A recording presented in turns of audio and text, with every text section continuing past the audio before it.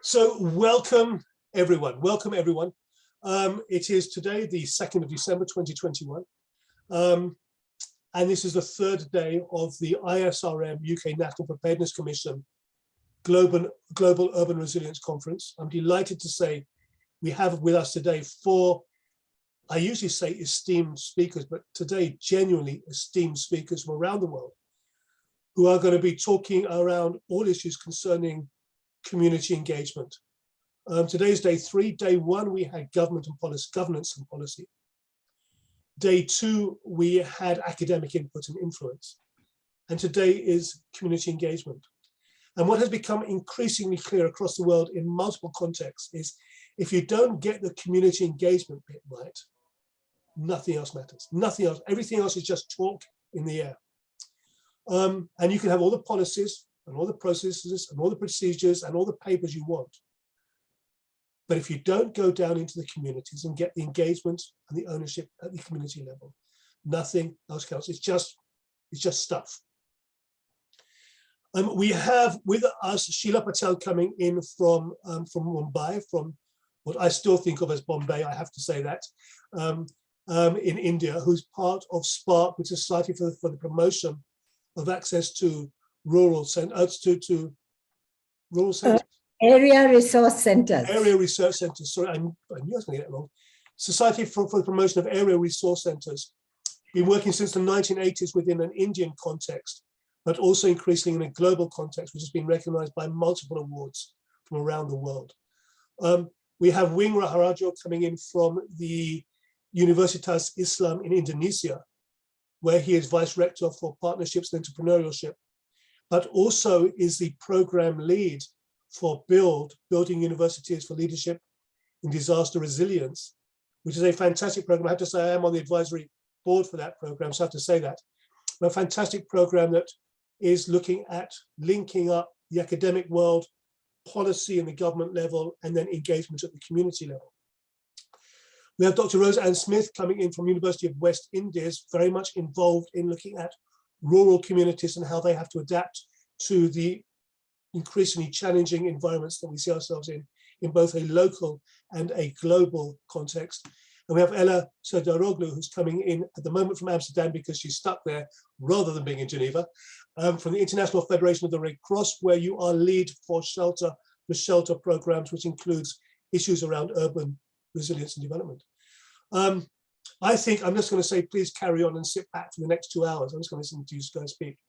What we're going to be doing is having our usual format, which will be 10 minutes, maximum of 10 minutes, each person, each panelist, to bring their worldview. We will then have about 35 minutes of roundtable discussion, which is always, in my opinion, the interesting bit. And then we will open it up to the floor. Those of you who know us knows we do like to have comments from the global community, from the global audience here. All of which is very, very educated, very, very engaged in these issues, has a high level of expertise and insight and experience. Please feel free to share your thoughts as we go through the conversation. But for now, to start off with Sheila, I'll hand over to you, please. Thank you. For those who may have joined late or didn't hear the introduction, I'm Sheila Patel. I'm a grassroots activist since 1974, so it's a long time back.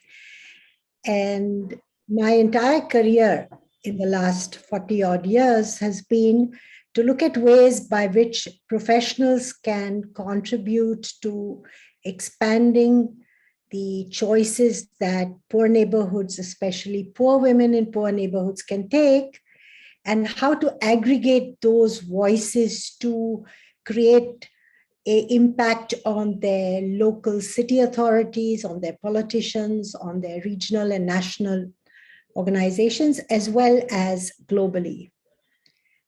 And I want to start off by saying that in all the discussions about climate change that I have been a part of, which is only for the last 3 years, I must admit, I have been shocked at the general invisibility of serious, scalable interventions that not only address the general development deficits that informal neighborhoods across the global south, especially, have been neglected, the intergenerational impact, the risks related to that non-development not being assessed, and the fairly superficial crisis-based interventions that some of them have when their plight is acknowledged either globally or locally.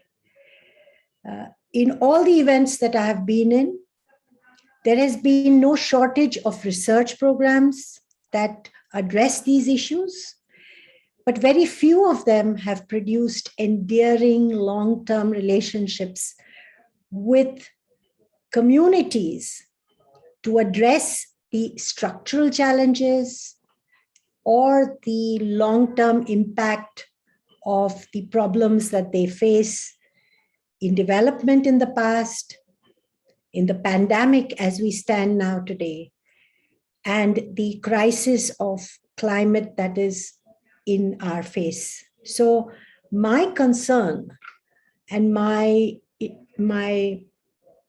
discussion and my excitement of being on this group is that the real risks that people face every day and the impact of these risks that are solved by survival problems have not been quantified in terms of the loss that families, communities, and neighborhoods face.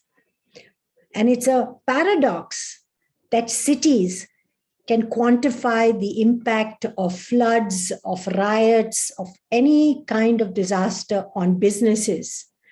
And the second day we get so many $1 million worth of loss comes in. But very little is understood about the impact and the survival mechanisms that do not produce resilience, that keep people going up the down staircase. And our work globally, which is done through Shack Dwellers International, we work in 33 countries, we work in over 200 cities. And despite the fact that our cities demolish our neighborhoods, that the minimum standard requirement of amenities is never there, communities are working very, very hard to overcome their survival strategies with strategic interventions. And we find that we are very lonely in this place because, like your discussion of yesterday talked about the role of education, knowledge, technology, and the need for educational institutions to universalize it. There are, I'm sure, many wonderful people doing this work, but they are not doing it with large enough people to have an impact on educational systems that look at the lives of the 2 billion people today who live in informality intergenerationally. So the impact of all this research is not producing knowledge, technology, investments that we need to ensure that all these people who have been there before and who climate change is exacerbating their migration into cities as more and more rural areas face challenges that people cannot surmount. The informal space remains marginalized when in fact it is the largest cohort of people who are presently sitting there.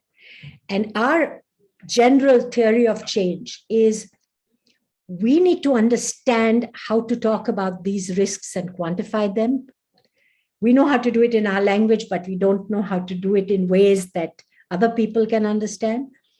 We have global institutions that see the biggest risk in their work is to give money to poor people.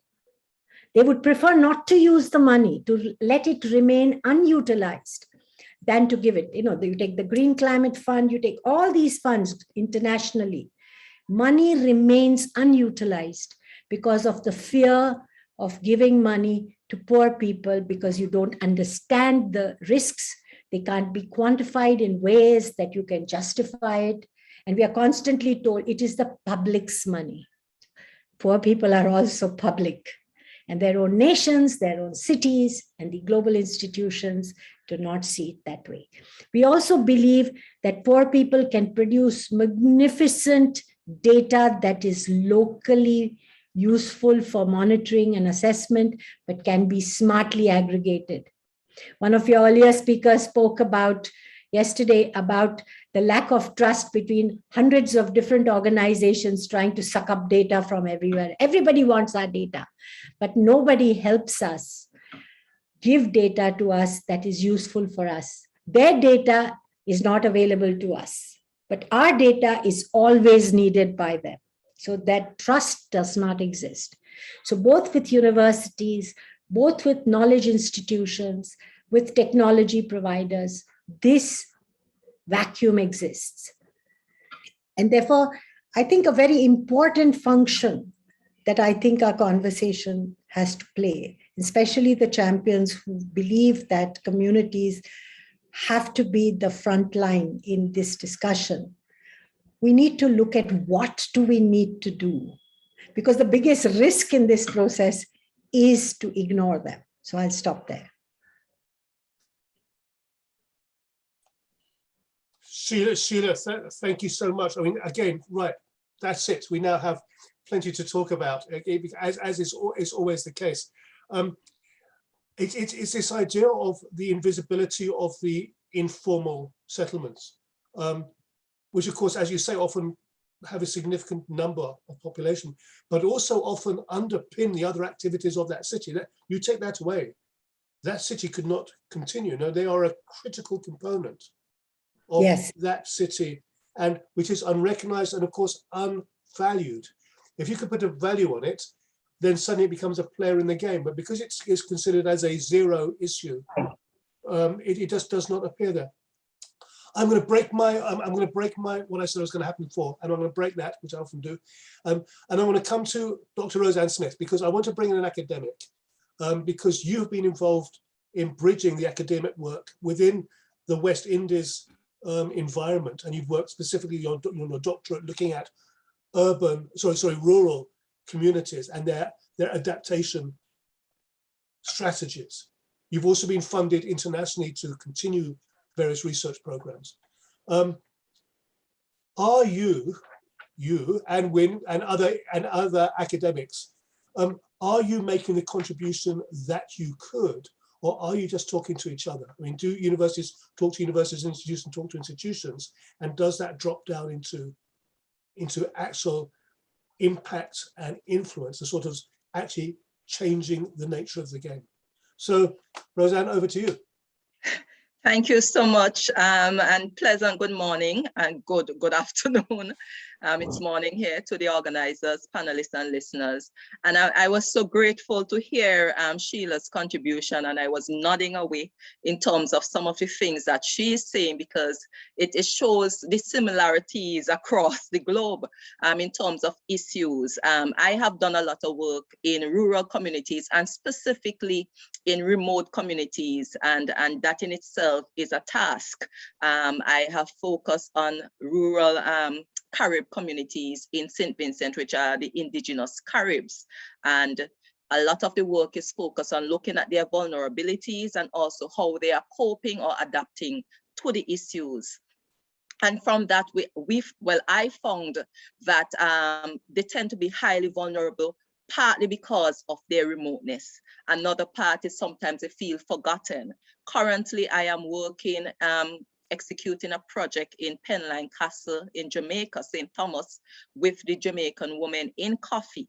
And my journey, just the journey alone to get to those women, that was a deterrent, because the road is terrible. And while we were going, our discussion was surrounding, you know, how many other persons will actually venture into a community like that, given the road network. We talk about the fact that sometimes there are projects, because the University of the West Indies, and just to answer your question, while we are having conversation with each other, we have also been having conversation with government and NGOs. We work along with them in terms of trying to influence policy. Still, there's a gap there because there is a lot of research that is occurring, and we still feel as if some of them is purely for academic papers, and it is not really trickling down to where, you know, the need is. In fact, I remember when I was doing my research and speaking to a government minister, he was like, this is good research, but sadly, it is this type of research that is left on a shelf. So there is still that sort of challenge there. And so I have been working and speaking to community-based groups, currently doing some additional research into community-based organizations, as I have seen that they are a good avenue in creating change in their communities. And just to build on what Sheila is saying, while we see their benefits and we understand their benefits, there are some issues. Sheila mentioned that there are a lot of funding that is just sitting there because they are saying, you know, they don't want to give it to poor people. But then there are community groups who have been seeing and recognizing their own vulnerabilities. They have their ideas in terms of wanting to execute their activities that they believe can help them, but they lack the funding, right? They lack the funding, and sometimes because of that, we have community groups starting and ending, you know, and some of the reasons you have to consider their demographic profile. Oftentimes those who are interested in actual community work, the poor, the vulnerable, the uneducated, they don't have the skill set, right, to actually do the work. They just know that this is our issue, you know, this is possibly a way of handling it. But because of their remoteness, you don't find a lot of persons going in. Sometimes you have project, and because the funding is limited and the transportation portion can be so exorbitant, it's like you decide not to go into a community, and that community is really who actually needs the work. But then to find the funding that will say, well, why is transportation so exorbitant? Right? Why is it is justified only if the funders can come and actually travel the path that we have to travel. And you can't use ordinary vehicles, you have to use four-wheel drives, and you might need several depending on who is going in. And so sometimes the easier thing to do is to actually say, let us look at another community that is more accessible. And this in itself reinforces the vulnerabilities that the other community is actually facing. So I wanted to speak about community-based organizations, because we know we have NGOs, we have all other groups doing engagement, but for me, the community-based organizations, they are critical in the sense that they are actually living in the community. They are already living there. So if there are any issues, whether there's a disaster, they are on the scene already. And we like to say that, but then because I noticed that the start and end, I know we have to consider sustainability of community groups. So it is not enough to really have these projects, these lovely funders. You come in, you start a group, or you try to build on an existing group.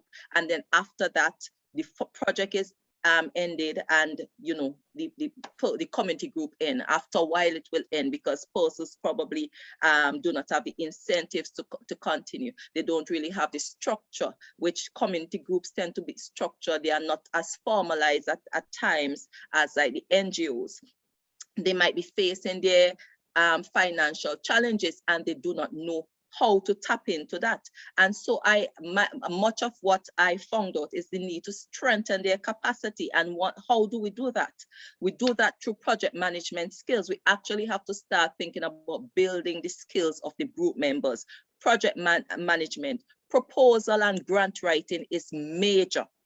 Critical skill, because even at the university, there are many academics who, you know, even if they're involved in consultancies or they do these things, even for us, sometimes there's a weakness there in terms of proposal and grant writing, right? And so you will see project for an activity, but there is nobody who you don't find you have a uptake of it. Or if you look at the caliber of persons who are actually, applying for these, they are actually established NGOs, private companies, and they might want to go into a community they know nothing about to try and do the work there. Why can't the community group members do it for themselves? Because they cannot write for it. They don't have that skill set. They don't have the skill set in budgeting. They don't have the skill set in monitoring. And these are some of the things at times the project require.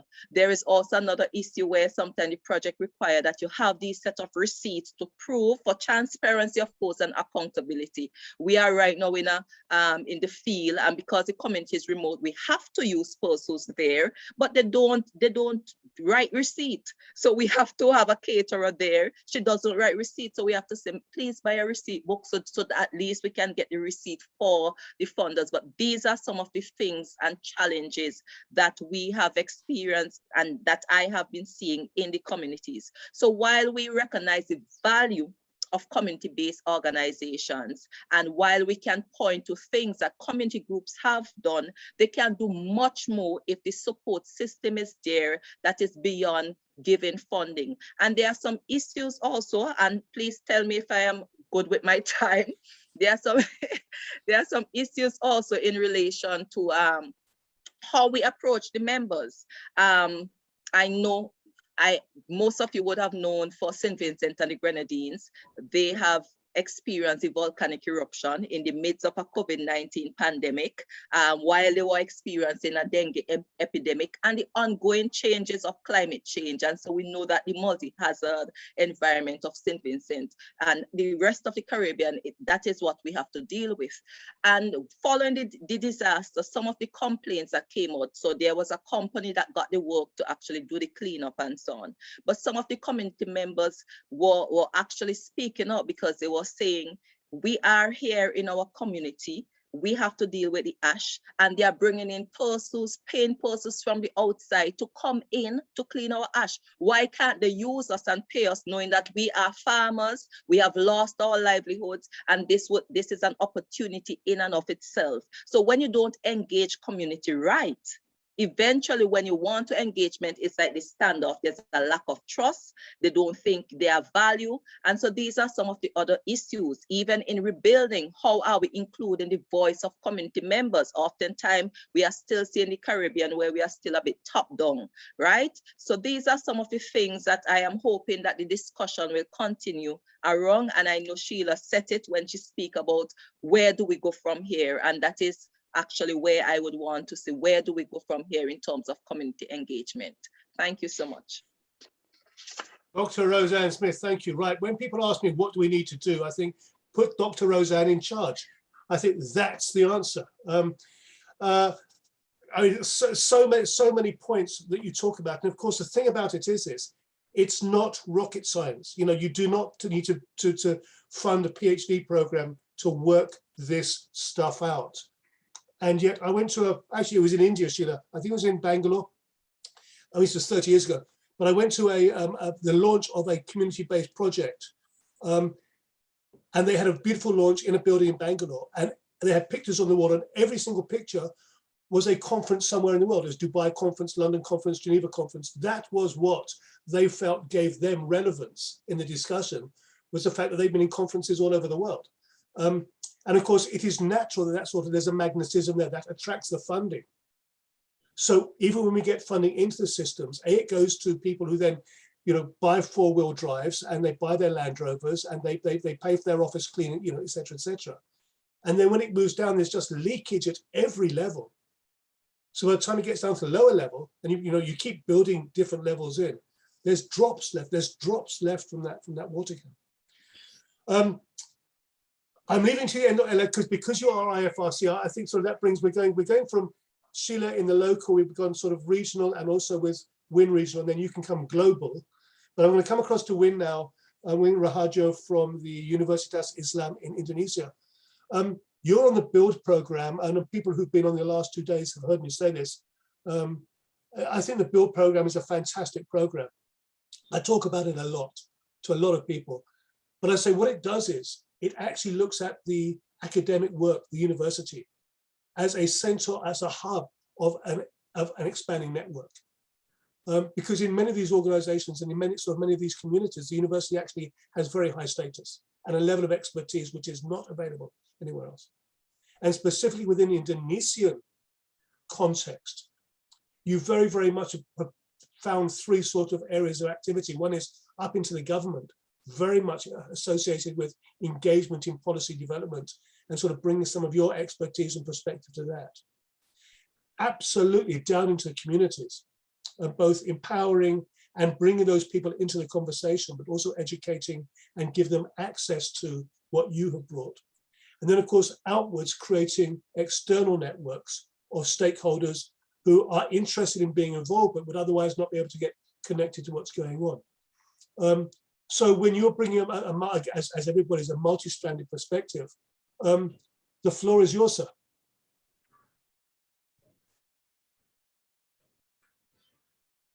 And you're on mute. Okay. Right. So sorry about that. Thank you very much, David. Good morning, good afternoon, and good evening, everyone. Well, first of all, I have to thank David for inviting me to this prestigious conference. It is indeed an honor to be here to share experience together with all these distinguished speakers. It's good to see Sheila Patel. I think it was more than 1 decade ago when I did my PhD at Melbourne Uni. My PhD is about informal settlements, and my supervisor was very much interested in that field, and now he actually formed informal urbanism research hub, right? So I think urban informality is getting a big attention there, right? So, but as David mentioned, I've been involved in BUILD project. It's a project that led by Nadine Sulkowski of Gloucester University. I'm also a vice rector for Partnership and Entrepreneurships, and I've been responsible for managing partnership of both international and local levels. And this is how I got connected with the BUILD network. And I guess I'm not going to repeat the story that has been explained by Nadine yesterday. I will perhaps continue her story, but we'll try to frame it within the perspective of community engagement. We all know that Indonesia is a disaster-prone country. We are located within Ring of Fire with more than 140 volcanoes. Where I live now, where I stay now, it's only like 15 kilometers from the crater of Mount Merapi, which is the most active volcano in Indonesia. And so earthquake, volcanic eruptions, also floods are parts of what I call common natural disaster that BUILD is trying to engage through training and capacity buildings. But however, there is a form of disaster that seems forgotten, right? Which is the decline of agricultural land as a result of continuous property speculations, especially in Java. As you know, Indonesia is the largest archipelago in the world with more than 17,000 islands and inhabited by more than 270 million people, but almost 100 million of it belongs to Java.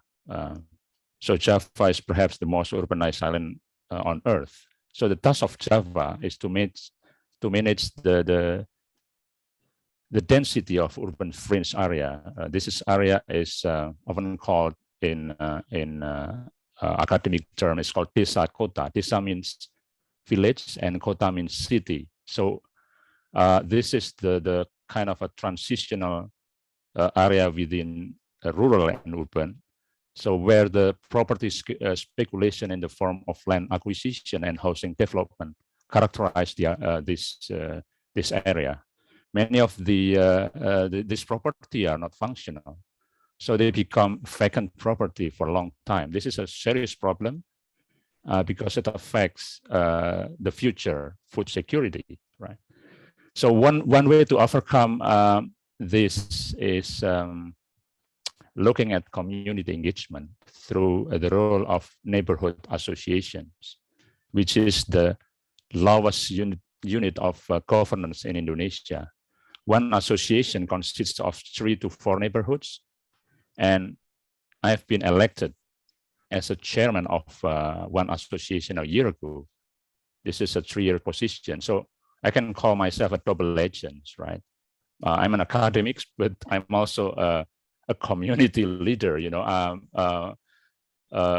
Leading this 4 neighborhoods in one association, right? This is for many people, it's a nightmare because when you got elected, actually you don't want to do it, right? Because the core job is to lead the team responsible for managing everyday life issues, from solid waste management to crime prevention. Some years ago, when I was also part of this neighborhood leaderships, I was, I had to deal with terrorism, for instance, because there's a bomb that exploded, and the number that left by the people who killed was the number of my neighbor. So that kind of situation we have to deal, right, in everyday life. We also manage neighborhood maintenance, supported by monthly crowdfunding from juggling money, right?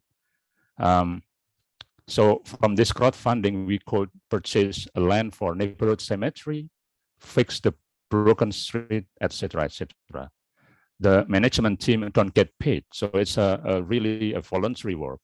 So neighborhood association is a voluntary-based informal organization under the formal structure of Indonesian local governance systems.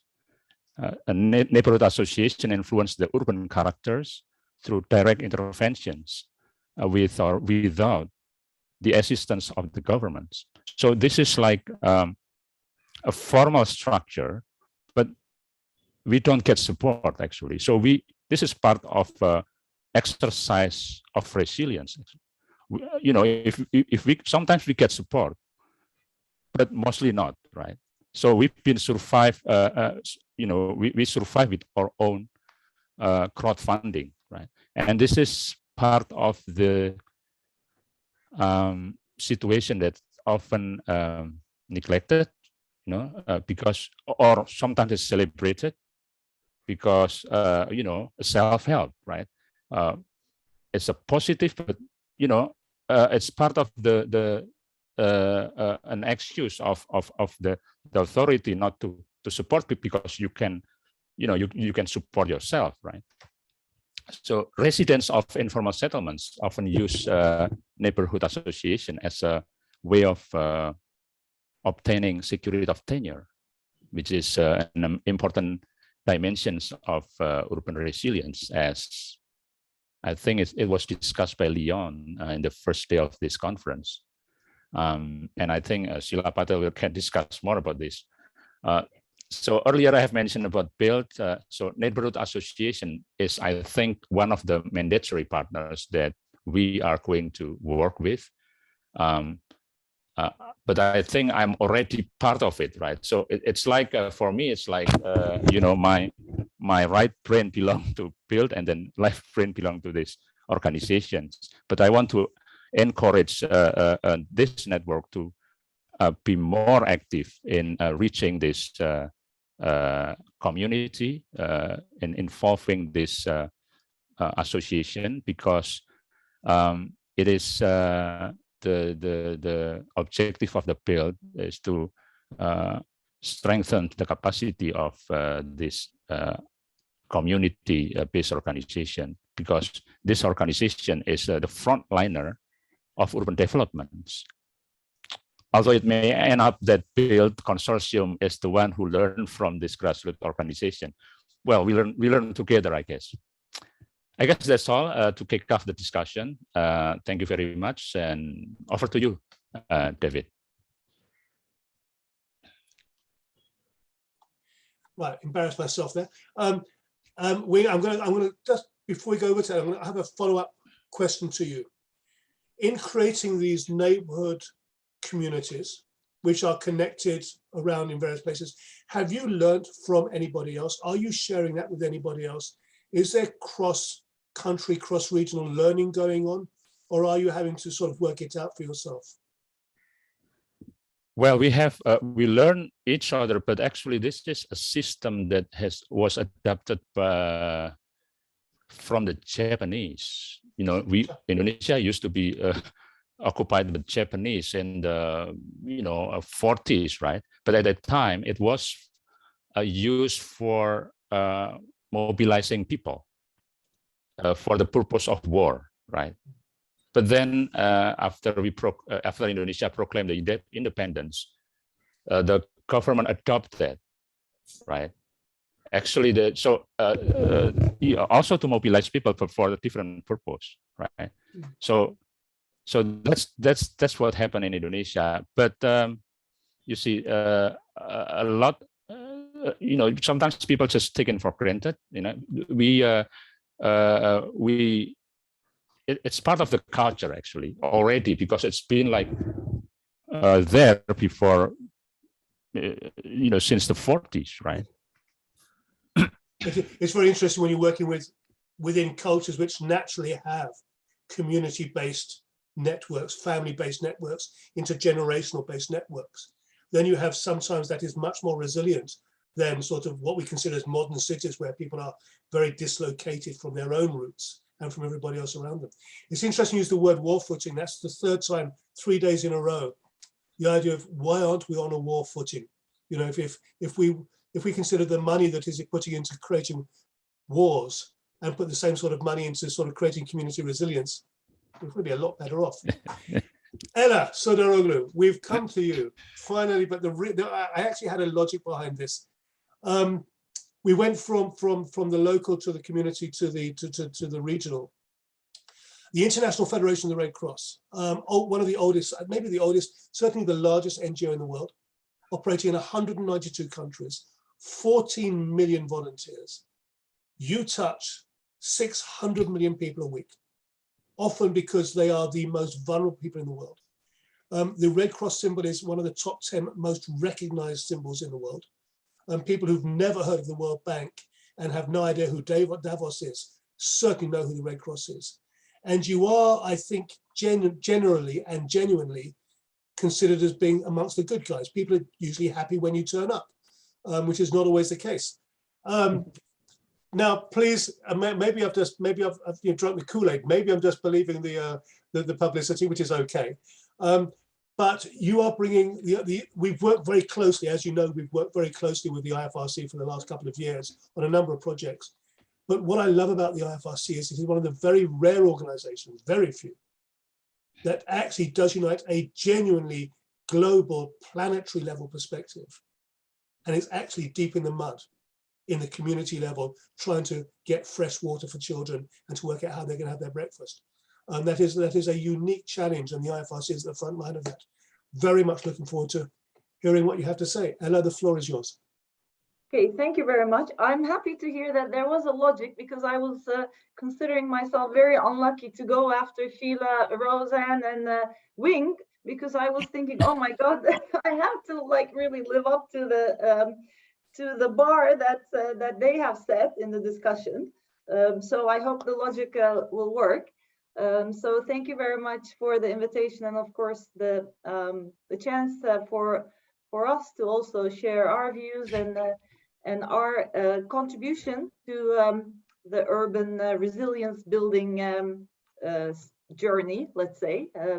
Obviously, this is something that nobody can do on their own. I think that's the biggest learning when we talk about living up to the challenge of urban context. And so I'm very happy to be here with all the other panelists and everyone online who's listening. It's true. Well, I am by training an urban planner, but when I started doing the humanitarian work, I never really thought that there would be a common platform for my professional training and my career choices to come together. I'm actually very happy that about 10 years ago, there has been a convergence of my experience and skill set. And I hope that there will be more people who have a good understanding of urban systems will be stepping into the humanitarian and development work and coming closer with the urban complexities. So you have mentioned, of course, I hope that we're perceived as one of the good guys, but I do realize that sometimes when we do show up, it's already too late. It means that something has already happened. So there is, of course, a lot of work that especially our national societies who are always there. They have an auxiliary role to the government. They never leave the communities. And every NGO, every humanitarian actor, development actor, there comes a time that they leave to move on to new projects, new programs, new funding opportunities. So our national societies always stay. Maybe in a way they don't have the luxury of leaving, but on the other hand, it's a very strong positioning that they are actually also part of that community, urban or rural. They are everywhere. So I think that's a good starting point for us. But there have been, and of course, the Red Cross and Red Crescent has been working in urban settings already for a very long time, probably from the very start. But there has been some soul searching and strategic thinking, which led to us having come up with 4 main reasons why we want to ramp up our engagement in urban areas. Obviously, one of them is, of course, what I mentioned before. We don't want to be there only responding, putting a band-aid there. We want to be there at an earlier stage with our programs and our volunteers and our advantages of being there so that we can actually build resilience so that people don't come into a disaster and crisis situation. But of course, yes, we do know the trend. There is a huge growth in the number of people who go to urban areas every day. It's close to 1.5 million per week. So when you consider it, that's twice as much the size of Washington, D.C. every week. So there are new urban populations. These people are not going into the best places, which means that they are the first ones who are exposed to the growing risks, disaster risks, and impacts of climate change. Secondly, of course, as Red Cross, we also work in areas that's affected by conflict. So protracted crises, violence, and everyday struggles. I think it was Wing who mentioned the everyday struggles. They threaten the safety and well-being of urban communities. When we look at it from the Red Cross perspective, we deal with the disaster and crisis, so we deal with cities in disaster. But when you look at the people who are in the governance of cities, who are urban communities, they actually deal with one disaster in their city. There are also all the other things, all the other struggles that they have to take into account. So we have a very limited focus, of course, because disaster and crises are our work. But when you look at the city systems, it's just one of the things they need to deal with. Then already we mentioned the existing structural and systemic challenges exacerbate the vulnerabilities and they leave people behind. We all signed up to the new urban agenda with the nice title of Leave No One Behind. It's been 5 years. We have another 15 years to go before we have to write our nice reports on how we did this. Every day we leave people behind, not intentionally, but because we haven't been able to take everyone in our stride so that they can also reach their full potential and capacity in the urban settings, which has a lot of opportunities for people, of course. And the fourth reason for us is the humanitarian and development efforts in urban settings are hindered by the disconnect between the communities and the key governmental and non-governmental stakeholders. Sheila already mentioned a bit of that, in the sense that, yeah, people always come to them when they want something from them, but there is a disconnect. Wing also mentioned that the security of tenure, which is something that is very close to my heart from a professional level, but that cannot be achieved without the involvement of the municipal authorities and the variety of stakeholders. So we think that maybe in our go-between role as the Red Cross, Red Crescent societies, we could play a role there to bring these stakeholders together. So we have been working in the urban areas for a long time. Of course, that has led to a lot of learnings from our side. First of all, urban systems are very complex. They need a different approach. You need to understand them. It doesn't mean, a lot of people think that informal settlements are not organized. That's absolutely not true. They are just differently organized, and it takes time to understand that. They are actually one of the most organized parts of the urban settings, maybe. It's just done differently. So it takes a different approach, a different understanding. That takes time. When you respond to disasters and crises, you come because something has happened and there is no time to lose. That's not the time when the learning has to happen. We need to build the trust, we need to build the understanding and all that before that. We need to look at longer term engagement, longer term partnerships. And when I say partnership, I don't mean it as like someone giving money to someone. It's really in the true spirit of partnership. Working in urban settings, the way we have learned it, really has to bring the strengths of everyone together on the table, because otherwise it's not a real partnership. Then there's the learning about the concept of community. In rural areas, I think maybe the concept of community is very much linked to also a geographical area. I think Roseanne would be much better placed to talk to us on that. But in urban settings, there are a multitude of communities of identity that's not bound to space. That makes it very difficult for newcomers or people who haven't spent the time to understand the system to really know what is the community that we're working in. It's not always the physical community. And then, of course, what I already mentioned a little bit, the need for repeated engagement with a large and new and a diverse group of stakeholders over long periods of time is very important. We have just done a learning study of the COVID response of our national societies, and they have told us that the ones who have been active in urban communities already before COVID in long-term programming, they were the ones who were actually able to reach the most number of people, have the most meaningful engagement and support. Like Kenyan Red Cross, they are very active in some informal settlements in a wide variety of projects that support resilience. Then I think we already discussed this urban, peri-urban linkages. Urban areas are clearly, of course, they don't exist in isolation. They also operate in a catchment area.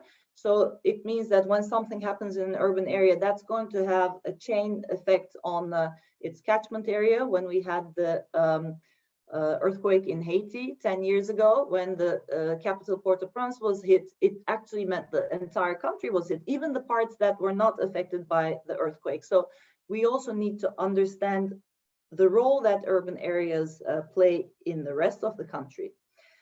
And also, maybe last point for the learning is that we need to be able to zoom in and zoom out when we work in the urban settings, because the community-based efforts will not really have an effect if we are not able to look at the city-wide, city-scale perspective. So we need to be able to have that flexibility to go in and out, because we're not working in well-defined communities and villages and all that.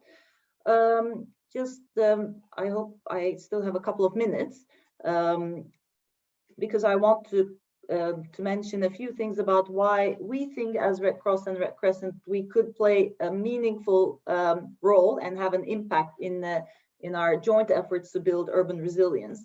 First of all, as I mentioned before, I think we could play an interlocutor role to convene diversity stakeholders for a joint analysis and actions, because we do have the community linkages, but also the auxiliary role. Secondly, we think that we could play a role in leading the community-driven, sustainable, and scalable solutions. I'm not talking about pilot projects. I'm talking about really scalable solutions to reduce the risk and vulnerabilities. Sheila already mentioned in her opening speech about this scalability, not having these tokenistic pilot projects, but having really meaningful programs. Thirdly, I think from where we come from, we could strengthen the inclusion, equity, and social capital as a glue for urban resilience. And the fourth one is because we are able to get a seat at the table through our auxiliary role, I think we could have a strong advocacy role for increased investment in risk reduction, early warning, anticipatory action, inclusion, and equity for the most vulnerable. So I think we could hopefully bring the voice of the most vulnerable or the neglected or the invisible sometimes, because people also come to urban cities to be invisible. It's a choice or an advantage for a certain period of time. We believe that we could have a role in bringing their voice. I have to admit that it requires an adaptation of our own identity in a way, because the Red Cross and Red Crescent has always been seen as the doers. We come and we provide a service after a disaster. We're visible, we do something. Working in this way would require us to take a step back from not our identity in the sense of what we want to do, but from the logos, to be part of a bigger thing, to really not put yourself up front, and also change in the role from a doer to a facilitator, to a broker of relationships, to a different role, which could be actually, if you think of it as a production chain, you're not at the end, at the visible end, but you're somewhere in between, trying to make things work so that actually the communities themselves are the visible part. They are the ones that we actually really support the way they want to go, and not the other way around. So that takes a bit of a soul searching and changing in identity from our side as well. But I think we are taking some big steps in that way, and we're also very much working at the moment on getting all the components of our movement to scale up and to move to a more strategic thinking rather than like activity and project approach, and to reinvent and bolster this auxiliary role, to bring it down to the municipal level, to the local level, and not just keep it at the national level, where we think it will be more efficient and effective to deal with the requirements of building urban resilience. So I think I will stop at that. I hope I haven't lost people, and I hope we can have now a discussion on how we're going to bring these pieces together. Well, thank you so much, Ella, and thank you, everybody. I think we have an hour and 5 minutes left, so I think we can solve most of those problems. I mean, we have an hour, so I don't see why not. So some interesting points raised. Of course, the thing about cities were traditionally, if you look at cities, they were the place you went because of opportunity. You left the country and you went to make your fortune. That's how all of the stories went. Of course, now you go to the city because you have nothing behind you. So you go there without network, without resources, without assets, and you arrive there with nothing, and you just join a multitude of other people with nothing.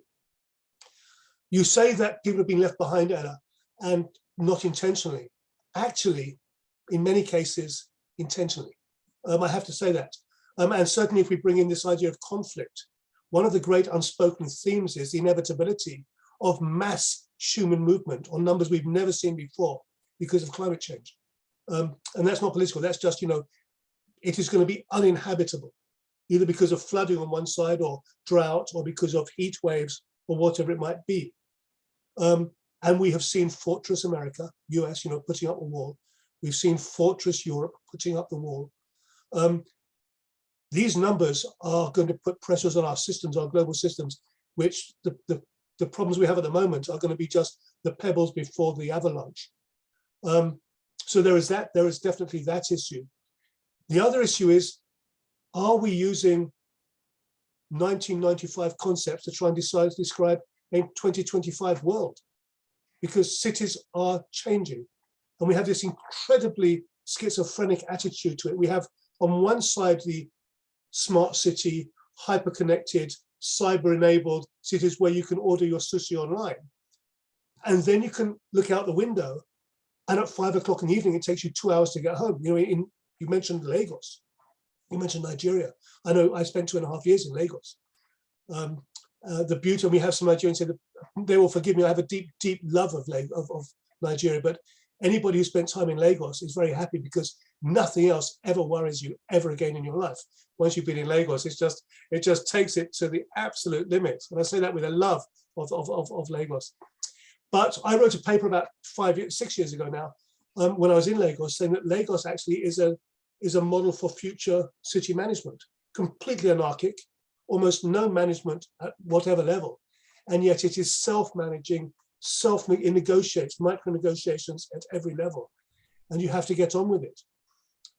So I think that is increasingly a model for, the government is stepping back rather than stepping forward and leaving vast parts of the population, both geographically and in terms of numbers, alone to get on with it. I see that we have sort of withdrawing of resources in many places rather than an addition of resources. There is plenty to talk about. We'll go around the table about half an hour. Feel free to riff off and respond to whatever you've heard. Feel free to bring anything else new in. It's been great to see. So much really engaged input from the audience. I see many people there who are deeply involved in this. Especially Peter Willis, good to see you, Peter, coming from Cape Town, the Cape Town Drought Learning Program, where we first met Peter in Cape Town. Zoran Kekovic coming in from Belgrade, and so many others. I mean, if I haven't mentioned, my apologies. Let's come to you, Sheila. I'm sure you've got plenty to think about and to say about what we've heard so far. Yes. Yes. So the first thing I want to say as an action point out of this is I want to make a deal with Ella. We work in 33 of your 192 countries in cities where we have community-based city federations. And the only federation of ours that works with your committee is in Kenya. But we have so many other countries. In India, we work in 62 cities, in 9 states. You tell me where you want to work. We will develop protocols together.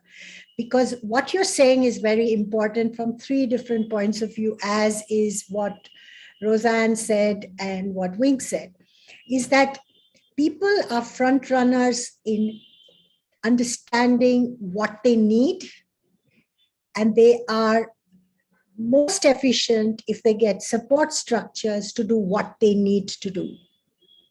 And when lots of people do what they need to do, you produce the codification of systems of what people can do, connections and networks that form. And I can tell you then in about 35 cities that we work in, there are already protocols of what do you do when there is an earthquake, when there is flooding, when there is a typhoon, when there is heat waves, because there are long-term learnings together. But the problem is that these arrangements are not getting codified to the extent that they do, and they are still based on interpersonal relationships between very smart, intelligent, and risk-taking bureaucrats and politicians, and people like Wing who are ready to do right-wing, left-wing head interactions. But the reality is that institutional arrangements do not produce this in their educational process. So that's one thing. In the conversations that I saw, there's a whole discussion on standards. And since Ella, you have been a planner and you are still a planner, there's a big discussion on the impact of all these northern, perfectly multi-century developed standards and the lives of the poor, where in most instances, our local planners don't want to come into slums because the planning institutional standards will probably evict 3/4 of the people to provide 1/4 of the people the standard of amenities and services that they want. So we as STI, and again, I want to say this because I didn't say this earlier, we operate as local community networks that do global appeals on their behalf in terms of building their voices, their strategies, and their negotiations, and produce ways by which they learn from each other. So what I feel is that the real solution is to localize the relationship between the city authorities, the educational institutions, and the local vulnerable communities in a long-term relationship that embrace ways to do a decadal strategy to move and transform these settlements. These settlements are not going to be changed with a magic wand. They just get worse and worse. And what you said about migration today is the most classic thing that nobody is looking at. In India, for instance, nobody wants to talk about what will happen when 2/3 of Bangladesh goes underwater. Where do you think people are going to go? So you're talking about Fortress Europe, you're going to have Fortress India too, because we don't want to talk about these things.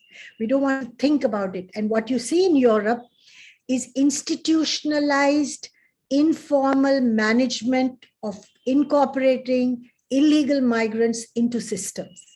You just have to go and see all the large cities, and you will see an amazing, well-formulated system to deal with it, but it's not recognized, it's not acknowledged. So one of the other things that I feel is important is that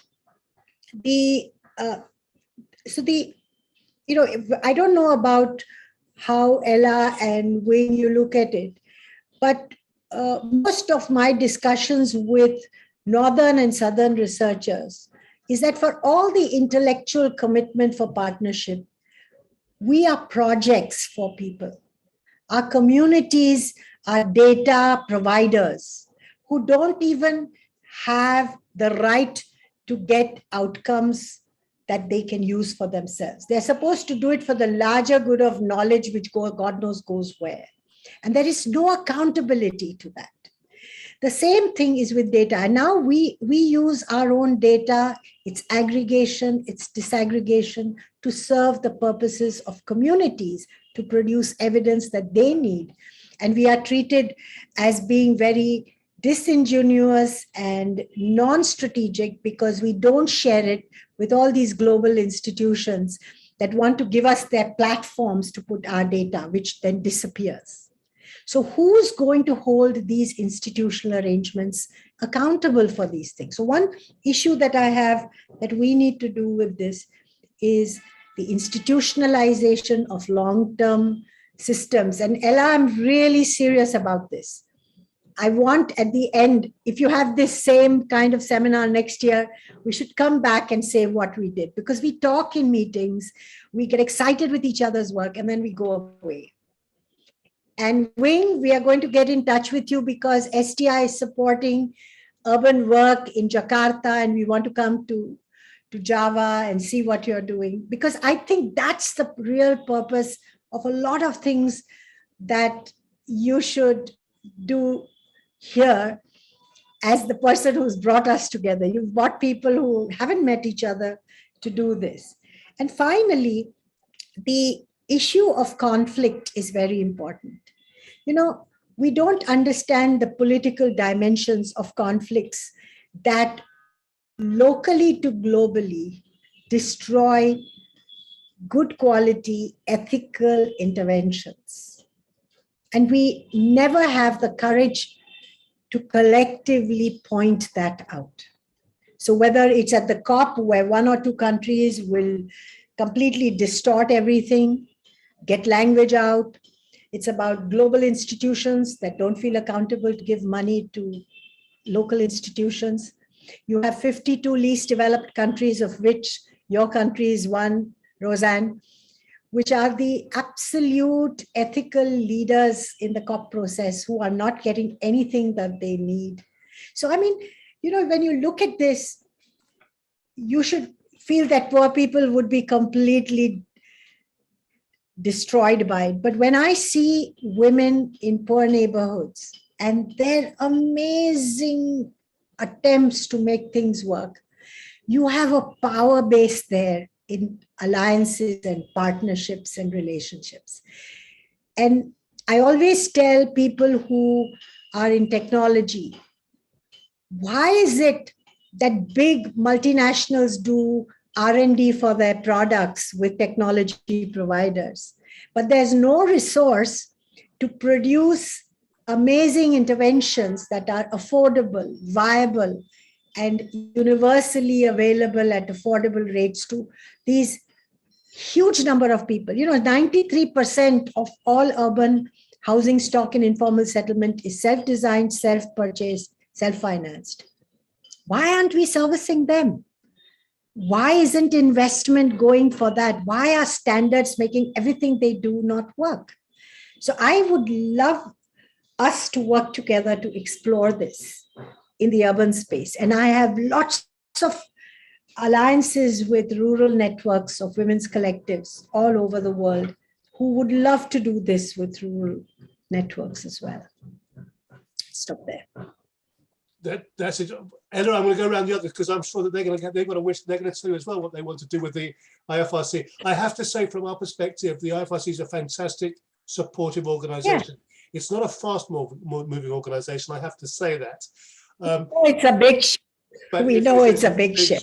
But but when it moves, it creates waves. You know, I mean, it does. I mean, it's well worth thinking. We've had a fantastic relationship with the IFRC. I must say that.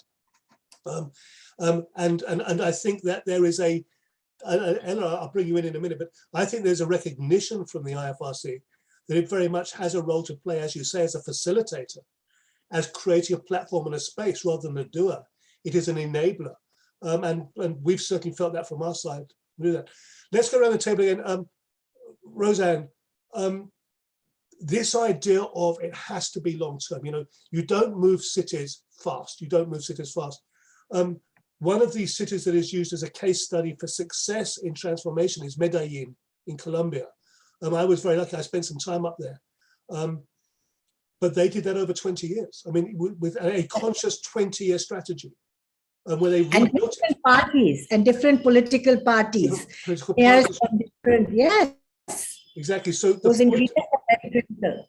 The point I was going to make was, it's not just leadership, it's sustained leadership, which is not very easy. I had an emotional response to something you said, Sheila. You talked about smart, intelligent, risk-taking politicians. And I went, what? You know a smart, intelligent, risk-taking politician? I'd love to meet one of those because I've never met one. And if you do, there's not many of those around. That's a small group, let me tell you. For many of us, we're actually fighting, we're fighting the system. It's not that the system is enabling us, we're fighting the system. For many of the communities, many of the people I've spoken to in different contexts, it's not even we need help, it's just step back and give us some space. You know, let us get on with what we're doing. Do not throw chainsaws at us. Do not disrupt what we are trying to do through your policies. It has to be long-term, it has to be sustainable, it has to be realistic, and it has to be community-owned and community engaged with. Now that's my point. That's what I took from that, Sheila. Roseanne Smith, any comments, and feel free to riff off on anything you've heard today. Thank you again. Very, very powerful discussions and so on that is going on. And so many things have been popping into my head. I'm hearing this, I'm hearing that, and so many things have been popping into my head. And one of the things that came to me is, with Red Cross, because Red Cross is all over. And all over in the sense that even when I was doing my work in those remote communities, Carib communities, the only functional group was a Red Cross group, and they call themselves a Red Cross group, right? And so that was even good to see. Nevertheless, and in speaking about strengthening this group, they are still focused so much on responding. And I think that is one of the things that we have to start thinking about changing, that movement from responding, because one of the things I find is that oftentimes after an event, or if there is no disaster, these groups go dormant. They feel as if there's nothing to do. And so it's really a matter of changing their mindset now to say, well, these are some risks, let us see your risk. And I know Red Cross would have been doing a lot of vulnerability capacity assessments. So you will be identifying the risk, and it's a matter now of supporting these groups, because one of the things that always get me is that they describe themselves as resilient.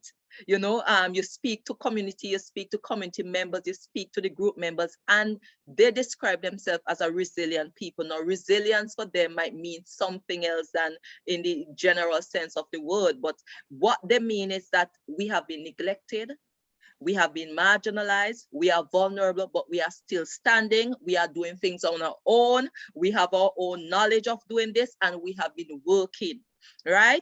And so that is something that I find is good to build on and to capitalize on, because they are already driven, right? What they do not like is for you to come in and say, do this, do that, we are going to do this, and we are not engaging them to say, let's hear from you. That is one of the things that community groups do not like. And I heard Sheila mention about politics and governance and so on. In small island development states, one of the things that I find affect groups and group dynamics is parties and politics. I don't know how much you see it play out in your area, but parties and politics have been affecting and the break down the groups. There are times when a group might be start, and then you find that it's all about the political parties. They can't work together because they are from two different political parties.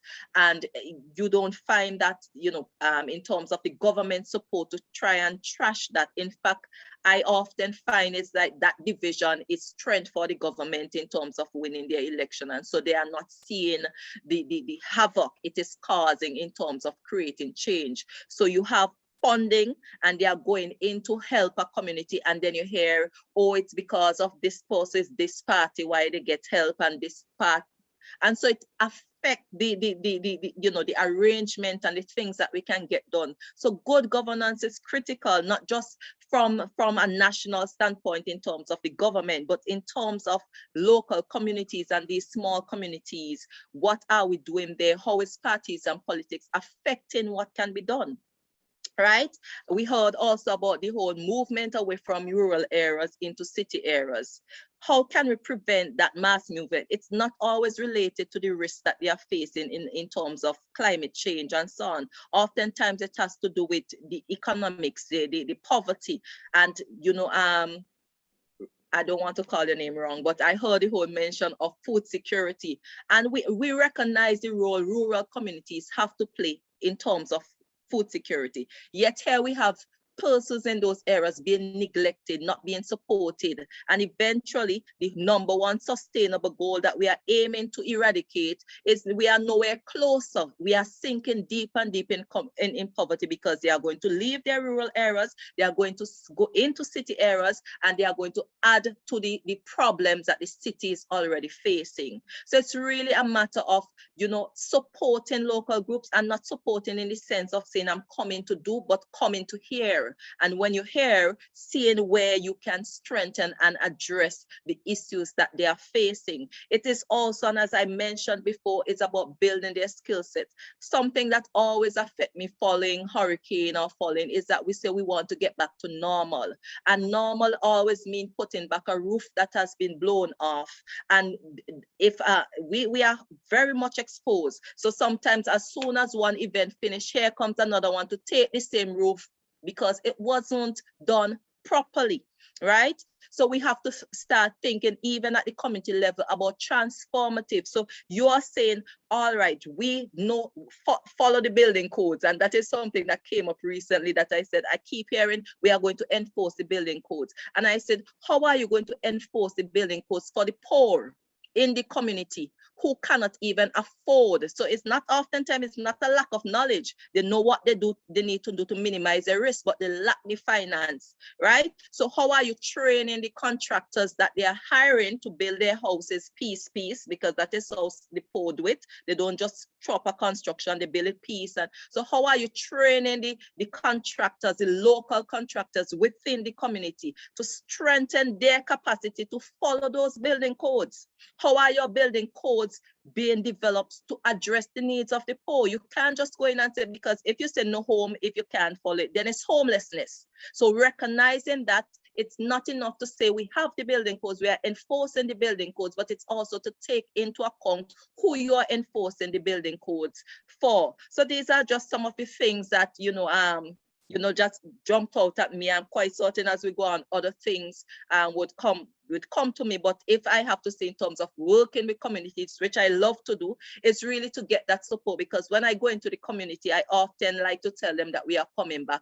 There are times when we don't have the funding, the support to give them to really get back there, right? And it's a matter of strengthening their capacity so that even in the community, they can be trainer of trainers. Can we train members to train other members so that we can have that?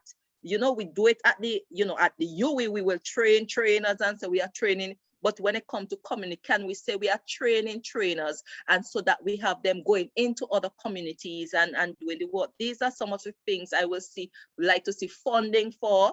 And I would like to be able to tell the communities, here we are coming into training for grant, and here is how you search to find grants, because at the university level, because we are consultants and we are researchers, we are ever looking.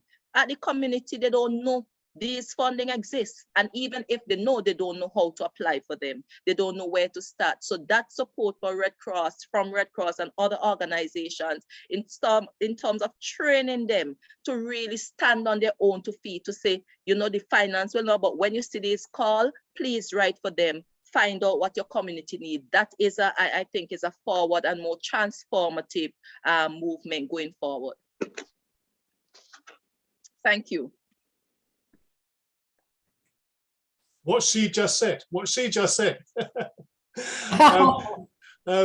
So Ella, I don't want you to think that we're bunching up on you, but we have actually been discussing with Javier Castellanos, the Undersecretary General, the number 2 person at the IFRC, a series of an integrated training program called Community Leadership, Level 4, Level 5 awards in community leadership. It's still on the table. Ella, I'm going to be sending you an email, believe me. We're going to have to try and get Javier to sign off on this, because there's absolutely no doubt that if we can give, again, anybody who knows me knows at some stage the 2 words I'm going to bring in are structure and methodology. Structure and methodology. The structure and methodology is what takes all of this and says, right, this is what we're going to do. Because if we have structure and methodology, we can then have impact and influence. And we need to put it into a structure. And we have one on the table, which we have been discussing for a long time with IFRC. We'll have to see if we can reignite those things. We ain't finished yet, Ella, so I hope you're taking notes, because we're going to come to Wing now. And then, please, Ella, come in. What's that? Come in, Ella, sorry. I was saying, can I speak now or not? Yes, please, come on in. Okay, because it's good that we have a British moderator. Otherwise, I would have jumped in with this would not have been such a structured conversation, because it's very exciting. I tend to get excited about things that are very close to my heart.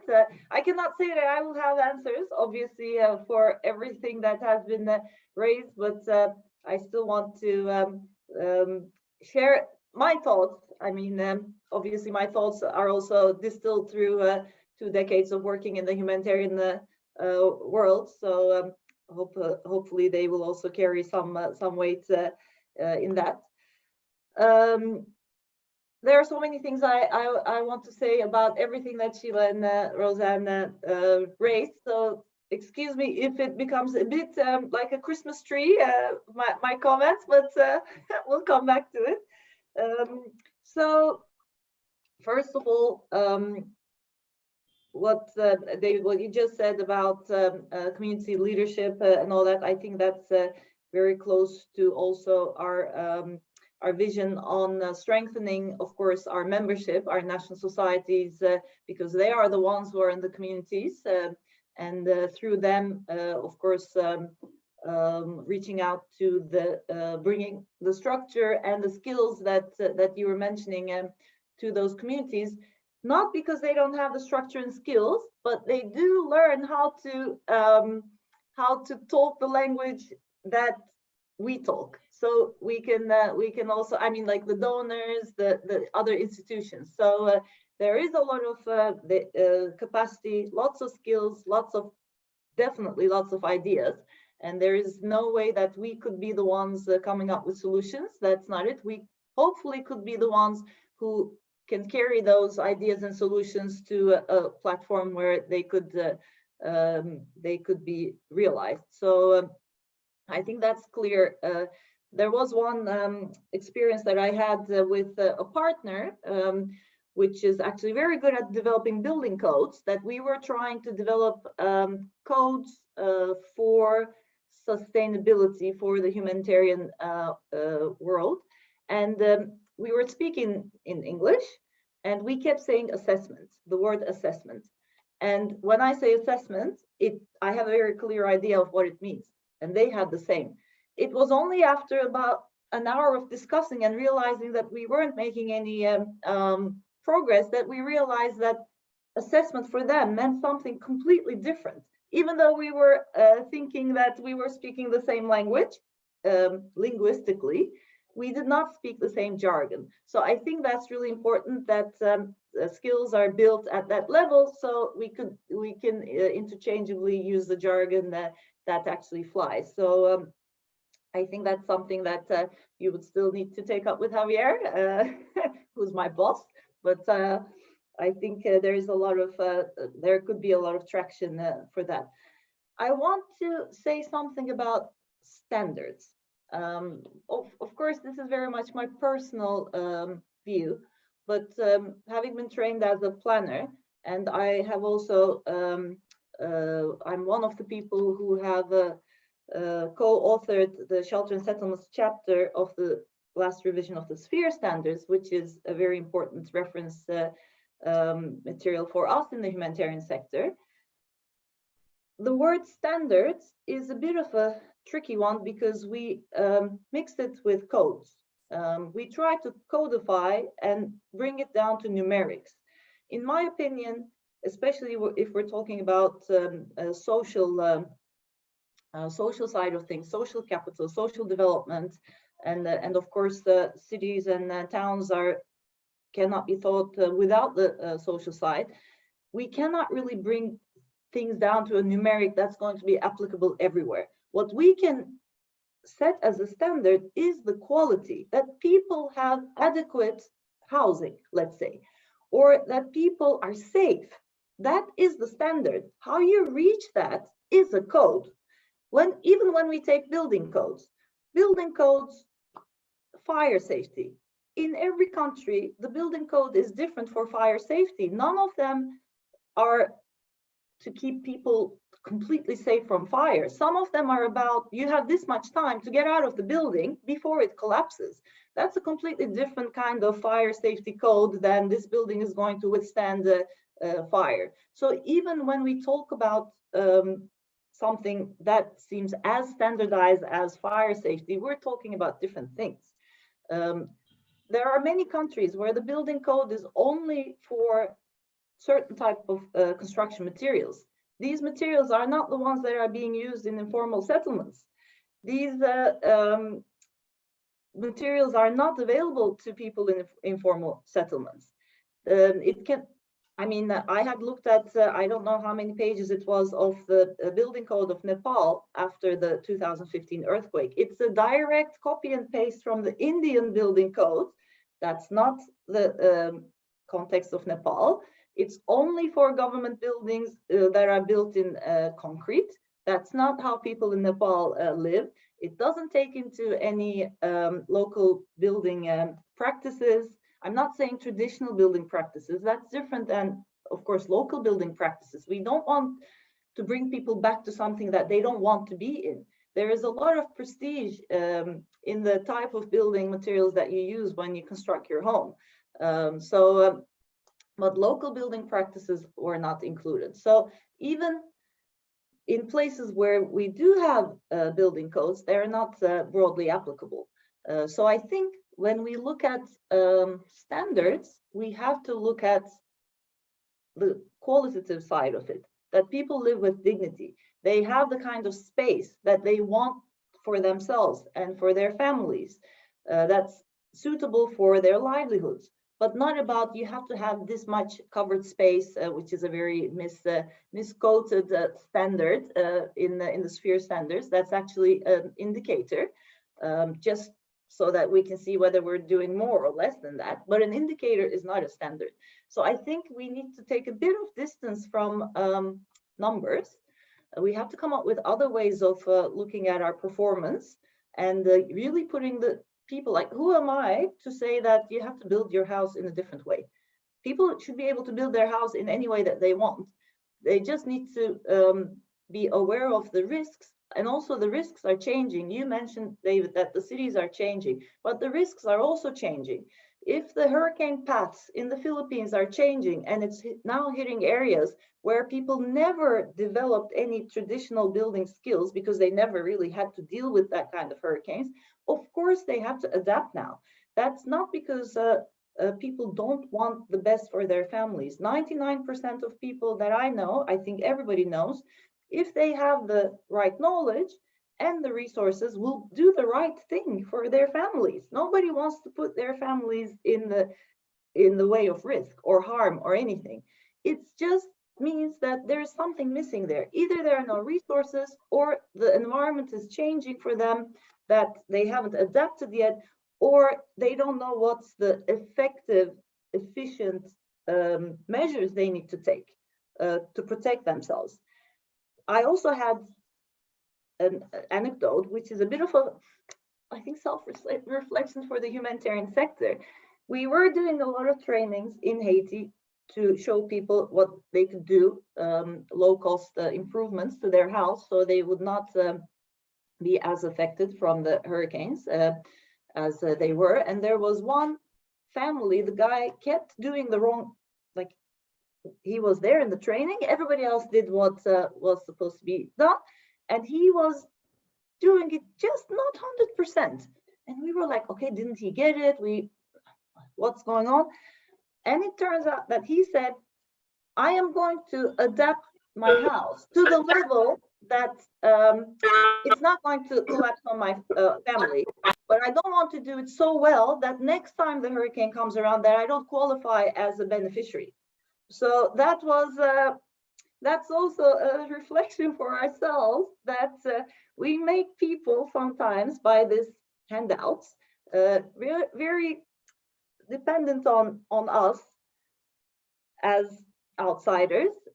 But you know, he was still, you know, taking the measures not to, so that the roof will not fall on his family, but not completely that it won't blow away. So it's I think that's also something we need to keep in mind when we come with this funding or whatever. But I fully agree with what Roseanne was saying, that people, when they have the right knowledge, they will do the right thing, and that's what we need to do. Unfortunately, I am not denying the fact that the way resources work, at least for humanitarian and development resources, it's very difficult to write a proposal to say, okay, these people will have a house, but we just don't know what it looks like. But let's see. So when you really do a vulnerability and capacity assessment, it's very rare that we're able to go there with an open book and then say, we don't know where this is going to lead to. Because in the background, there's already a water and sanitation program or a health program or a shelter program that's being defined, and we want people to ask for a shelter. But maybe priority is to first put their livelihoods in order so they can make enough money and they can improve their homes. But we are like, no, you need to go and improve your home now, but because that's what we have the money for. So there's a bit of that. We still need to work on this kind of funding streams. We have to, maybe as large organizations, we also have that responsibility to educate our donors, or diversify the funding source to the level that we can actually manage all these different pulls and pushes, and really put people's own agency, their skills, their wishes, the path that they want to be on, in the first place. I would not like it if somebody else now told me and say, okay, you're going to get this house and you're going to get a mortgage of 30 years, but you have no choice in what that house looks like, but you have to live and pay for it for 30 years. I would be like, oh, what do you mean? I want all the things that I want. But we don't give this opportunity to people when we're working with them. And that's actually something that needs to be completely changed in the mentality of enabling people instead of doing things.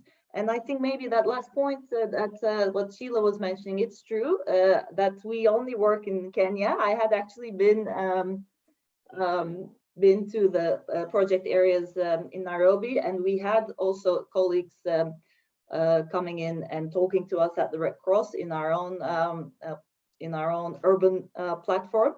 So I would be very interested in taking that conversation, actually more like a phone operator. No, I'm going to connect you with the people who are actually in those areas, because I don't think you work in Geneva or Amsterdam, but I would be very happy to do that. And I also really feel sorry that we haven't had this conversation 2 weeks ago. So you could join us in our urban conference last week, which was attended by more than 1,000 practitioners from the Red Cross Red Crescent.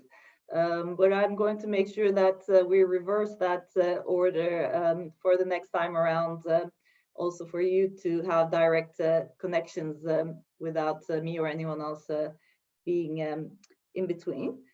But I still have a lot of ideas, but I'll leave it at that, because probably people want to ask questions. Thank you, and we still need to bring Wing in for his comments as well. I'm just Wing. As you said, there's just so many things to talk about. Wing, over to you. Thank you so much, David. I don't know what to say now. I mean, okay, first of all, thanks, Sheila, for inviting me to get in touch. If you were doing a program in Jakarta, it's really honored. It reminds me of my time in India. Actually, I was trained as an architect, and maybe 20 years ago, I got research fellowships to spend 7 months in India. So I travel from, Delhi to Kerala, to look at the cost-effective housing practice there. And I met a British-born architect, Laurie Baker. I think you're familiar with that. It was so honor for me. I mean, to meet him at his house, in his bedroom, to do an interview. And one of the words that maybe influenced me now is he always start his design by asking question: is it necessary? If it's not necessary, don't do it. So this is part of the cost-effective approach. Sorry, yeah. So it's part of the cost-effective approach.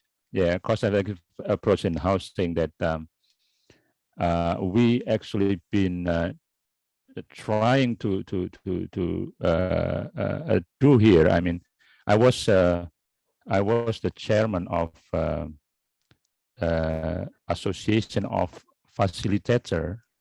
This is a long time ago, in the 90s, of housing development. So it's a proper housing development using a community-based approach, right, at the time. So that leads, that was a reason why I then got the fellowship and I went to India, right? But it's still very difficult to implement here. I just talk. I was just. It reminds me of what Ella mentioned about housing development. I 3 hours ago, no, 3 hours before this conference, I had a discussion with my colleagues in Malaysia through Zoom, right?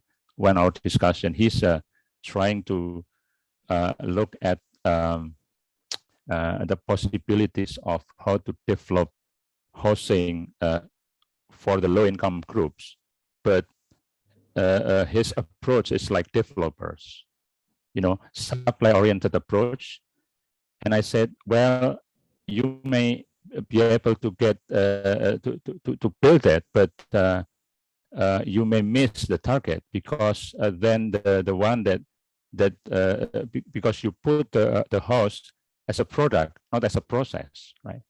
So this kind of a situation is actually it's been in my thought for a long time. How to organize self-help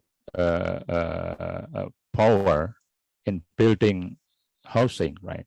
So far, it works only after disaster, right? But for the normal situations, it's very difficult, right? And it's really I don't know why, because if I look at the Indonesian context, for instance, about 80% of housing of house are built by the people, self-help, right?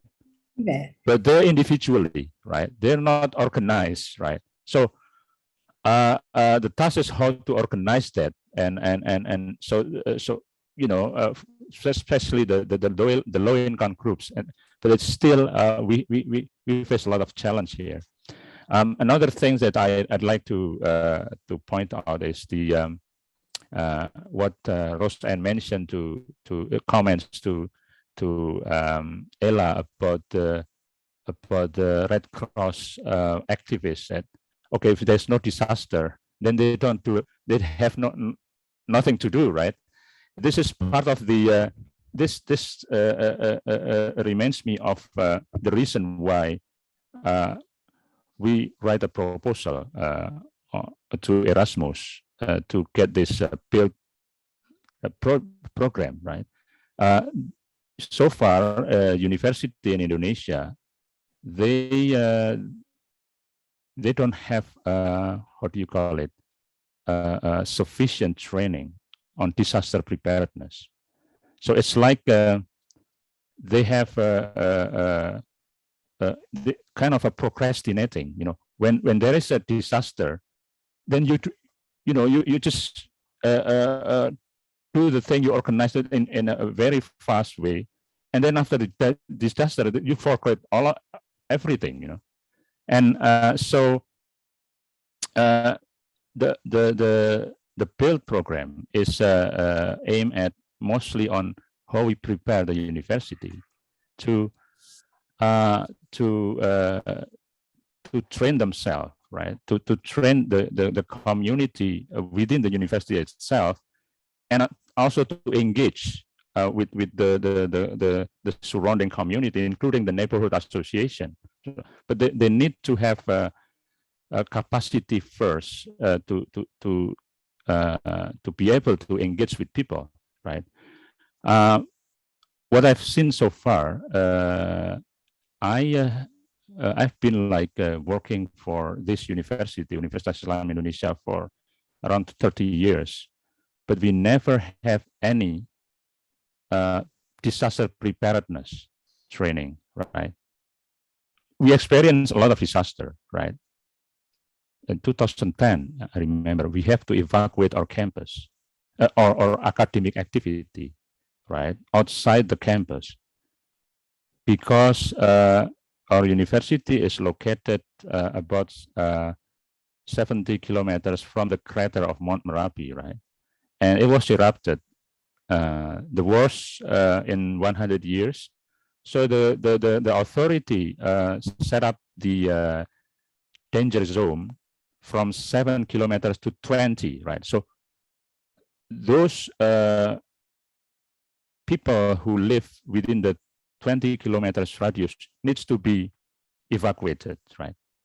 But that was 2010, and now it looks like that people don't remember.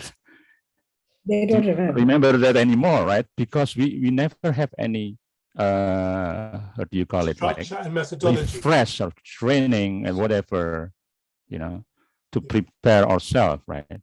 Right now, if the site is clear, I can see the lava flow, you know, from my neighborhood, right? Because we are under alert since 2020, 2020, right?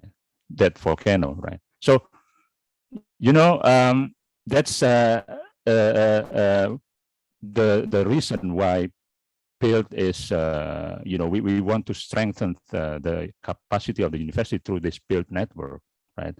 By developing the center of excellence in disaster resilience, right? So, because we have in Indonesia has, I think you not believe it. Maybe you don't believe this. 4,000 higher education institution, right? So if we can then share this capacity, then I believe we, you know, we can share. We can have an association of center of excellence, and then we can invite other university to, you know, to be the champion in this field. Well, hopefully, you know, we can strengthen the disaster preparedness across the country. But, you know, this is still our vision, right? It's still a lot of work to do. Well, David is part of it. So well, I am. I'm delighted yeah. to do so. I mean, yesterday we had the conversation from the academic side of things, and the question was, we've been doing this for 50 years. Why aren't we getting it right yet? I mean, why are we still making very, very stupid mistakes? In terms of the government, Ella, you were talking about sort of, you know, the government, and everybody's talking about the government turning up. I mentioned this yesterday. This is one of my favorite stories. Is on LinkedIn a few years ago, they had a thing on one of the chat groups. What's the most dangerous phrase you've ever heard in crisis management? And, you know, it's okay, we know what we're doing, or it's okay, I have a plan. It's all very dangerous, or I've done this before. But the most dangerous, by far, thing that you can ever hear in crisis management is, I'm from the government, I'm here to help you. Because your life is probably going to, you know, just go downhill from there. After that, it just gets worse and worse and worse, which is a sad thing. What we have is, we've got a few minutes left. I'm just going to ask you a question. Given that it's not working, and it's not working, given that we clearly see that the critical issue is community empowerment and support, it's not centralized command and control, it's can we support people doing what they do because they are the experts in what they do. Can we get to a stage where that happens? And if so, do we need to see disruption somewhere? Do we need to see disruption in our governance? Do we need to see disruption in our funding? Fundamental paradigm shifts that, you know, Davos is not the answer. The World Economic Forum is not the answer. The IFRC may not be the answer, I don't know.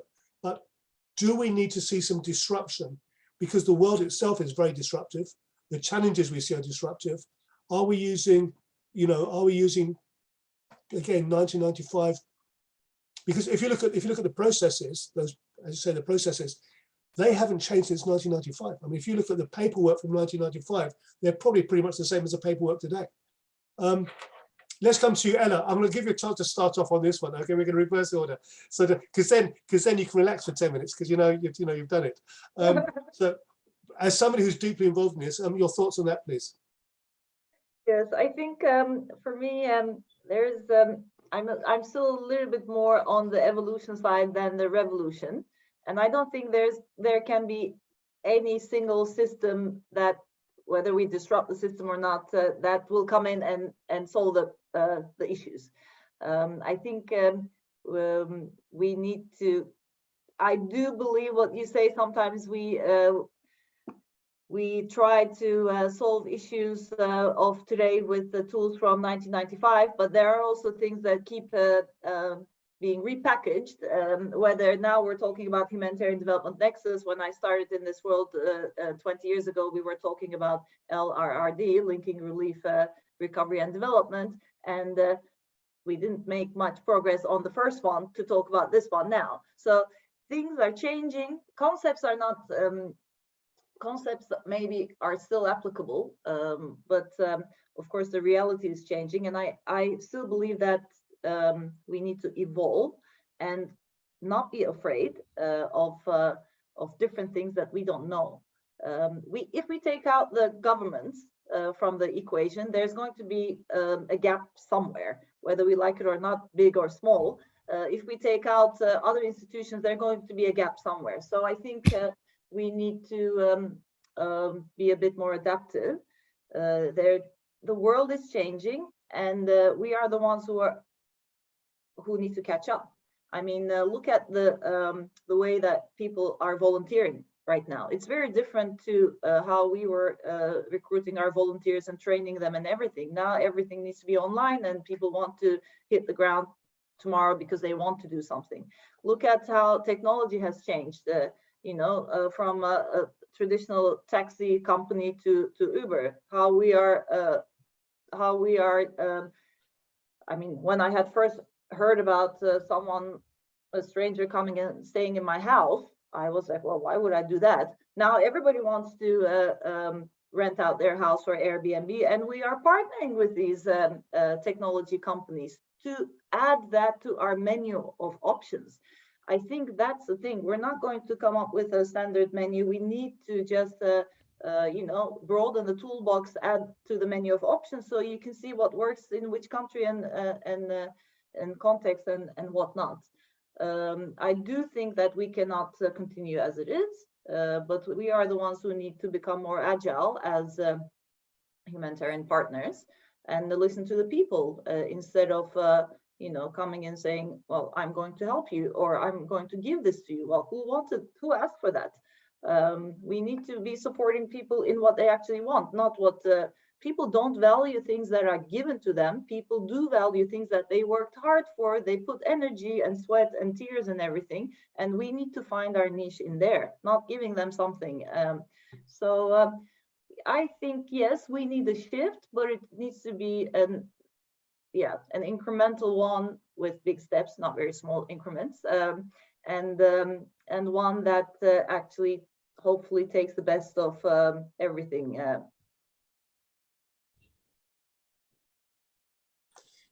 Almost embarrassed myself there. One of the basic rules of change management is you never, ever, ever want revolutionary change. Revolutionary change is in itself disruptive and destructive. You want incremental change, which has significant impact. That's it. You want to, as you said, the change can be incremental, but the change can be incremental, but the impact can actually be very significant. And it doesn't take much to make people's lives better. I mean, water, for example, you say not taking much, and there's people here who know much more about it than I do, but access to water, rather than having to walk, miles and miles, you have a standpipe, can change people's lives radically. Wiryono, let's come to you. Wing, let's come to you. What's the next steps forward? What's the lessons learned? Okay, I think for me, the capacity to listen is very important, right? Because people are smart. People in the slum, they, because of this cell phone, people get a lot of information. So they can just check. Right? This is different from like 30 years ago or 25 years ago. So if you mention about those standards, we need to be contextual, especially with the flow of informations, right? People can easily get the information. Even sometimes the community check on your credibility, like who you are, right? I mean, they're very smart, right? So I guess those are things that challenge us so far in the community engagement process, right? So I guess the key is how to listen to understand them, right? Not to teach them or to lecture them, if I may say. Right? I guess that's what I can give. Probably the last comments from me. Thank you. Thank you. I mean, you talk about Kenya, and so you talk about telecommunications, and then we talk about Kenya. Kenya, of course, is one of the leading countries in actually using mobile phones to basically jump 50 years. I think in 1989 was the year I'm thinking. 1989, there were more fixed phone lines in Manhattan than in the whole of sub-Saharan Africa. And of course, you had to wait literally 10 years to get a phone line. Mobile phone has allowed that 3-generation jump to happen. So for example, if you're now a farmer in Kenya, you can sell your crop to the government and they can pay you. You don't have to have a bank account. They can pay you to your mobile phone, et cetera, et cetera. So that has really been something that has been very disruptive, but in an incredibly empowering and positive way, and has released a whole huge level of entrepreneurship, basically, of course, which is massively available at that level. It just needs to be given some space and some support. Dr. Rose Ann Smith, let's bring you in. Final thoughts, please. You pushed the wrong button there. Yes. Yes. I was so tempted to say we need revolution, David. Maybe not a full blown, but we need some serious revolution. And the incremental change is really good and necessary. I'm just thinking, where do we start and how do we start? And specifically, I heard about the build environment coming from Raharjo. And I heard him mentioning how we approach that. And I was thinking about our situation here in Jamaica, in Kingston, Jamaica, where I live, and the number of developments that are going up here, but not just the development, the cost of these small, I like to say, mattress box unit. It's not even affordable for some middle income persons with their children. They can't go into that. And so I'm thinking about seeing greater private public partnership. I know we have NHT, which is supposed to be building low income houses, but the price of these houses are not for low incomes. They are actually for middle class communities. So that is something, I think we really need to address in moving forward. And one of the things, especially in light of the rural issues that I have raised, is all about the funding.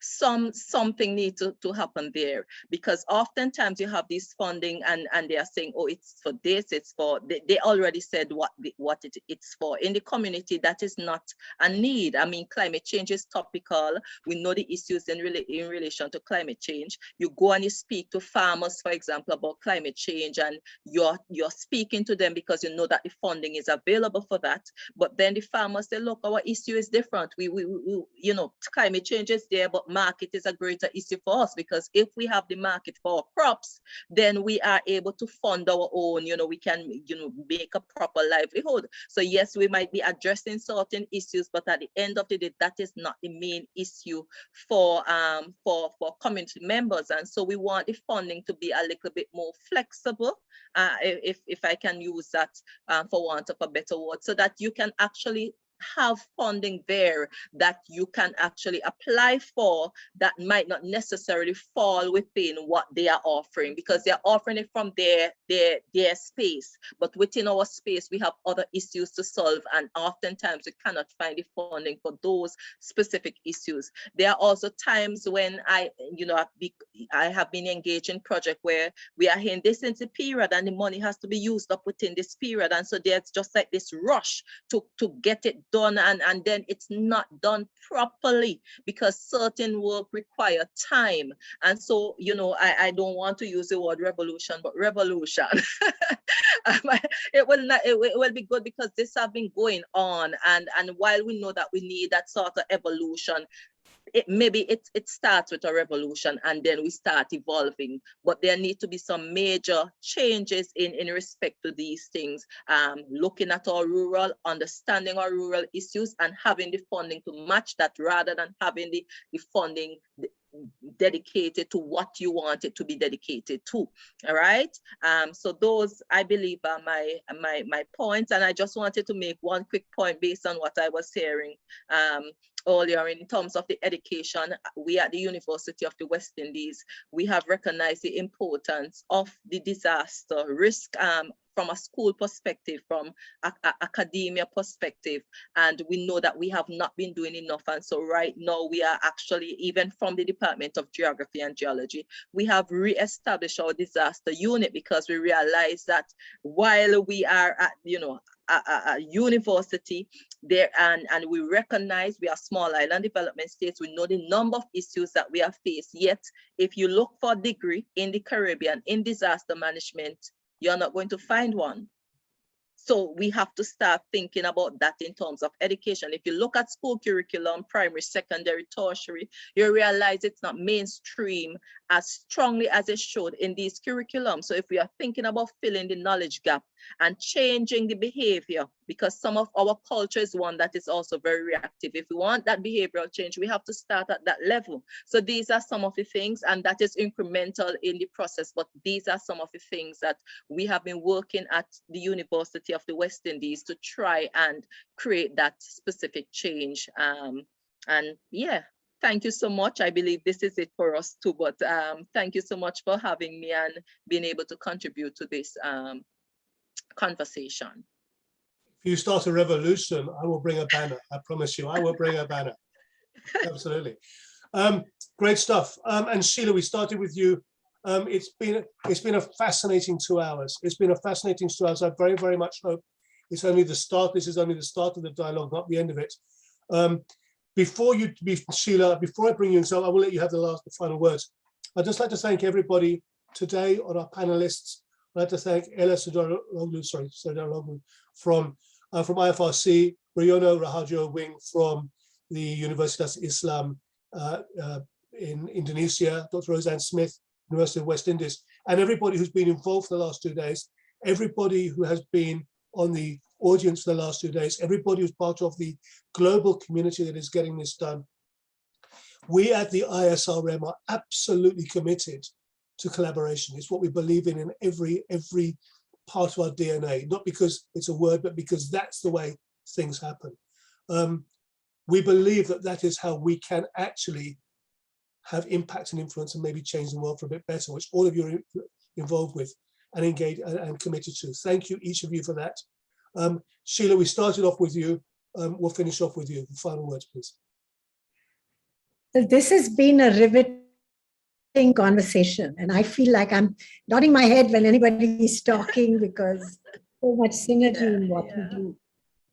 I think that I want to say, from the two critical roles that I've been playing in the last couple of years on behalf of Shack Dwellers International, which is our global network, is that we want to do whatever we can. We have so many tools, technologies, negotiation capacities. If there are communities that want to learn and share with us, we want to do that. I'm also one of the ambassadors for the Race to Resilience in COP.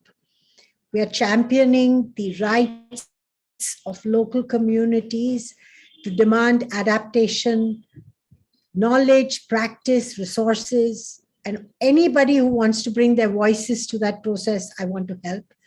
And finally, I want to say that some of us have brought together a concept called the Principles for Finance for Local Adaptation.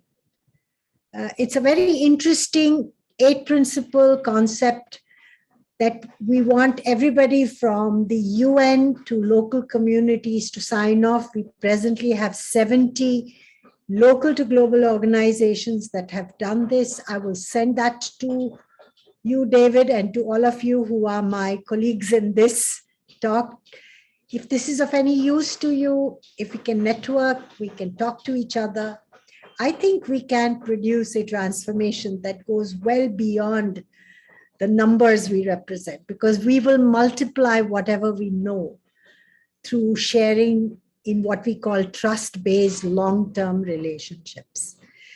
So let's all meet again, and let's make sure that we celebrate the things that we do together, because otherwise this is going to be empty talk, which I don't want to be part of. So thank you. Thank you all very much.